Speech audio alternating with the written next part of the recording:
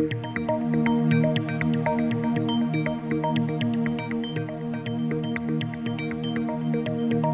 Hello నమస్తే, welcome to రచ్చా media. నేను మీ Sivaprasad. Doctor Babasaheb Ambedkar 134వ జయంతి ఉత్సవాలు తాడేపల్లిగూడెం నియోజకవర్గంలో ఘనంగా నిర్వహించారు. తాడేపల్లిగూడెం నియోజకవర్గంలోని తాడేపల్లిగూడెం రూరల్ మండలం, పెంటపాడు మండలంతో పాటు తాడేపల్లిగూడెం మున్సిపాలిటీలోని పలు వార్డుల్లో ఈ జయంతి ఉత్సవాలు ఘనంగా జరిగాయి. రాజ్యాంగ నిర్మాతను పూలమాలలతో అలంకరించి, రాజ్యాంగ నిర్మాత విగ్రహాలను పూలమాలలతో అలంకరించి ఘనంగా ఈ ఉత్సవాలు నిర్వహించారు. పలు చోట్ల సేవా కార్యక్రమాలు సైతం నిర్వహించడం విశేషం. ఈ ఉత్సవాలకు ముఖ్య అతిథిగా తాడేపల్లిగూడెం నియోజకవర్గ జనసేన పార్టీ క్యాంపు కార్యాలయంలో జరిగిన ఈ ఉత్సవాల్లో ముఖ్య అతిథిగా తాడేపల్లిగూడెం శాసనసభ్యులు, ఆంధ్రప్రదేశ్ రాష్ట్ర ప్రభుత్వ విప్ బొలిశెట్టి శ్రీనివాస్ హాజరయ్యారు. అలాగే 1వ వార్డులోని అంబేద్కర్ విగ్రహానికి సైతం ఆయన గజమాల వేసి అనంతరం ఆయన మీడియాతో మాట్లాడారు. రాజ్యాంగ నిర్మాత అయినటువంటి బాబాసాహెబ్ అంబేద్కర్ యొక్క ఘన చరిత్రను స్ఫూర్తిగా తీసుకొని ఇప్పటి తరం విద్యార్థులు కావచ్చు, నాయకులు మెలగాలని ఆయన ఆకాంక్షించారు. అలాగే బాబాసాహెబ్ అంబేద్కర్ రాజ్యాంగం ప్రకారమే ఈ రోజు వెనుకబడిన తరగతులు కావచ్చు, లేదంటే దళితులు కావచ్చు, అసహ్యించుకునే స్థాయి నుంచి ఆరాధించుకునే స్థాయి దాకా వచ్చారని అంబేద్కర్ ను ఆయన కొనియాడారు. అలాగే ఈ రాజకీయాల్లో కావచ్చు, లేదా ఉద్యోగ అవకాశాల్లో భారత రాజ్యాంగంలో ఇచ్చిన ఏదైతే అవకాశాలు ఉన్నాయో అవకాశాల ప్రకారం దళితులు, వెనుకబడిన తరగతులు ఇవాళ ఉన్నత ఉద్యోగాల్లో కొనసాగుతున్నారన్నారు. అలాగే తాడేపల్లిగూడెం నియోజకవర్గంలోని పలు గ్రామాల్లో ఏర్పాటు చేసిన కార్యక్రమాలకు కూడా ఆయన హాజరయ్యారు.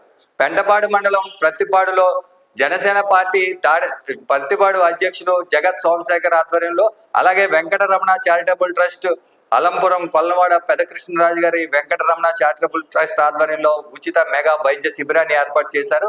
ఈ శిబిరంలో పలు వ్యాధులకు జిఎస్ఎల్ హాస్పిటల్ రాజమండ్రి వారితే ఉచితంగా మందులు సైతం పంపిణీ చేయడం విశేషం. తాడేపల్లిగూడెం నియోజకవర్గ పరిధిలో జరిగిన అంబేద్కర్ 134వ జయంతి ఉత్సవాలపై స్పెషల్ స్టోరీ మీ రచ్చా మీడియాలో.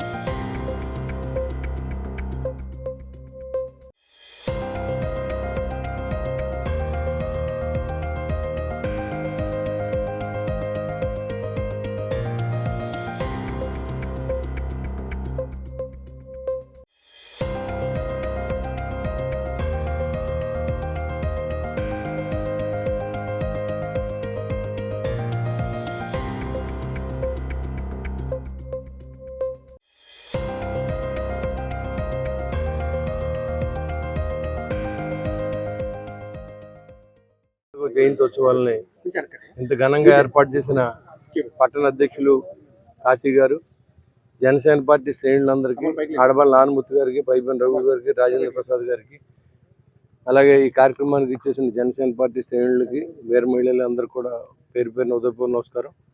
ఆయన ఈరోజు మన మధ్య లేకపోయినప్పుడు కూడా 134 సంవత్సరాలుగా ఈ జయంతి ఉత్సవాలని వాడవాడలా వేడుకలాగా చేసుకున్నటువంటి జీవితాన్ని ఆయన సాగించింది మనం ఆదర్శంగా తీసుకోవాల్సిన అవసరం. వారేడే స్టేజ్ నుంచి ఆరాధించే స్టేజ్కి ఎదిగిన నాయకుడు బిఆర్ అంబేద్కర్.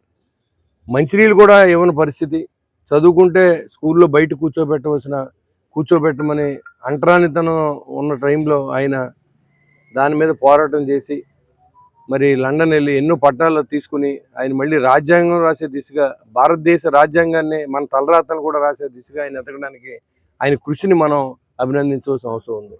ఇన్ని సంవత్సరాలైనా మన మధ్య లేకపోయినప్పుడు కూడా మనం స్మరించుకుంటూ ఉంటే ఆయన చేసిన మంచి పనులు. ఆ రోజుల్లోనే ఆడపిల్లలకి గర్భిణీ వస్తే మెటర్నిటీ లీవులు కావాలని రాజ్యాంగంలో రాసింది. అంటే ఆయన ఎంత ముందు చూపుతో ఆయన రాశాడు అనేది మనం అది ఉదాహరణ.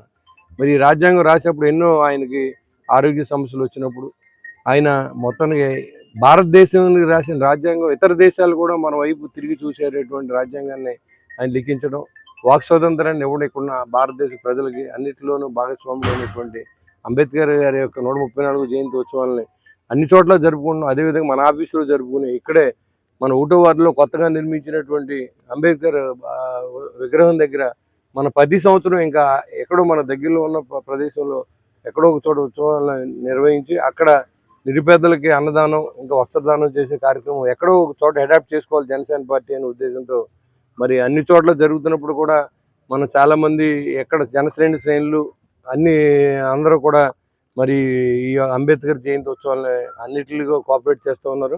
అదేవిధంగా మనం ఇక్కడ 1వ వార్డులో ప్రతి సంవత్సరం మరి ఇక్కడ ఈ జయంతి ఉత్సవాలను ఘనంగా జరుపుకుందాం.